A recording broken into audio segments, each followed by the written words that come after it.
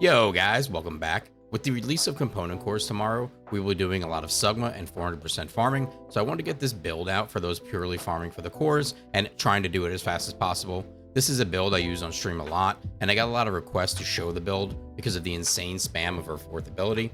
Some of this cooldown is coming from Veteran's Tactics, yes, but there is also another part to the build that I think a lot of people are not aware of, so stay tuned for that. We will also be covering her Purge build again with a slight change that increased her damage. This change will be viable on both builds.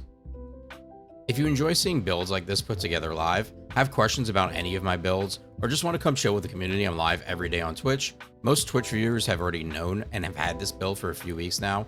We'll be live for the component core update at 8 AM tomorrow morning, and also doing a build for Ice Maiden Challenge, even though one-time rewards are very, very lame. Link to the stream is in the description. With that out of the way, let's get into it.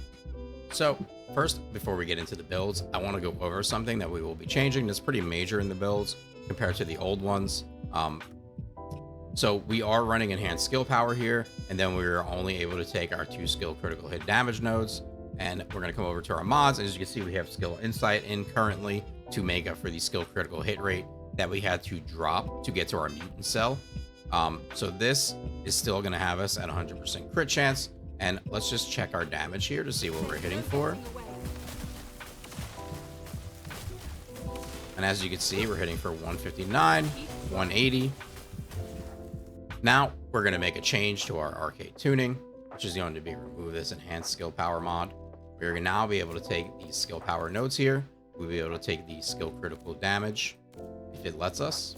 And then we will be able to take out the skill critical hit chance as well. And we have 1 point left, so I would just suggest taking some MP for the crit chance.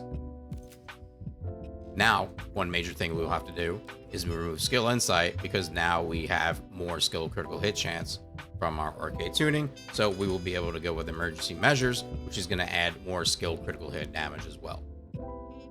So let's check our skill critical hit rate, and now we're at 95%. Not quite 100, but I'm happy with 95%, especially for the damage increase that we were about to receive. As you can see, we have gone up in damage a decent amount. Well worth it, I would say, to lose the 5% crit chance and take this added damage when playing the game through Sugma or Purge. I could see the damage increase, especially in Purge, makes a big difference. Most of the times now, with this change for the Purge build, I end up one-shotting the elites instead of leaving them with a little bit of health. Now that we've gone over that, we can go over the builds. This is going to be the build for spamming your 4. We'll be using Time of the Hunting Hounds. The main reason for Time of the Hunting Hounds here is because we are spamming our 4, which is going to be tech. So we might as well make the rest of our abilities tech, which is basically going to be our 1 and our 2.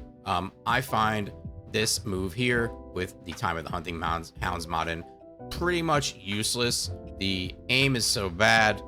It's just horrible to use. I mostly just stick to spamming my 4, and if I do happen to not have my 4, we just hit our 1 and our 2, and that's really it.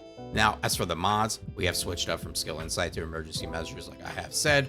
We have a ton of cooldown here with MP conversion, nimble fingers, our 2 focus mods, focus on electric, focus on tech, and then we have veterans tactics for the cooldown. But that is not the only thing that's going to be giving us the cooldown. We'll be getting to that in a second. We have skill expansion for the range, and then HP amplification for a little bit of health. This build is definitely lacking health. Make sure you have your HP amp on it.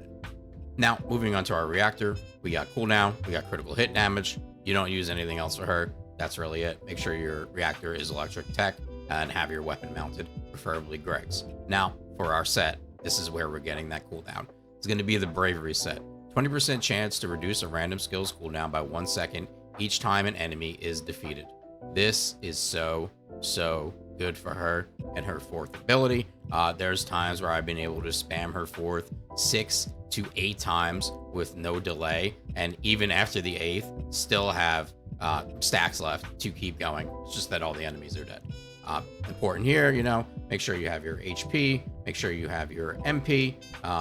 Other than that, just make sure you have your bravery set and you're good to go. And like I said, for the HP, you're running with 6,000 HP, so you are very squishy, but you're mostly using this outside of Purge in trash mobbing content, so it's not too much to worry about. So for our arcade tuning, like we went over at the beginning, this is what we're going to be running. We've removed the enhanced skill power node, so we can take the skill critical hit rate, replace skill insight with emergency measures. And for your inversion reinforcement, I go with Arche Circulation Tactic for the cooldown, Selective Cellular Stimulation for the HP heal, and Biodensity Augmentation for the added HP, which is very, very important because, like I said, we were very squishy. And for your gun, just have your Gregs, your triple sprint speed cores.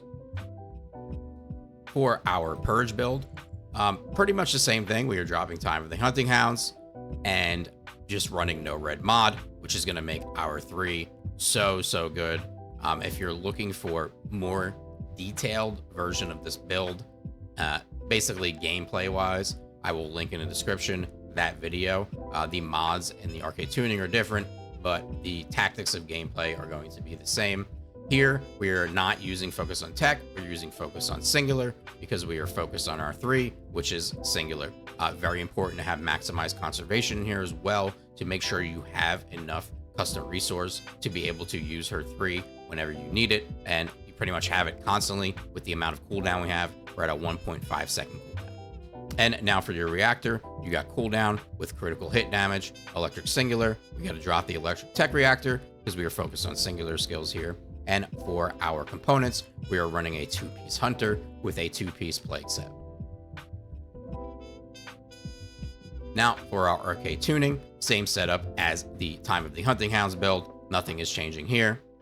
And for your inversion reinforcement, this is for Purge, so you want your chill focus rounds. Even though she does well against Greg, your last dagger does melt him faster. And then other than that, I just take survivability nodes here with selective cellular stimulation for the HP and a biodensity augmentation for the HP. So for weapons, you do use Gregs. You have Gregs out the whole time. I do suggest triple sprint speed cores.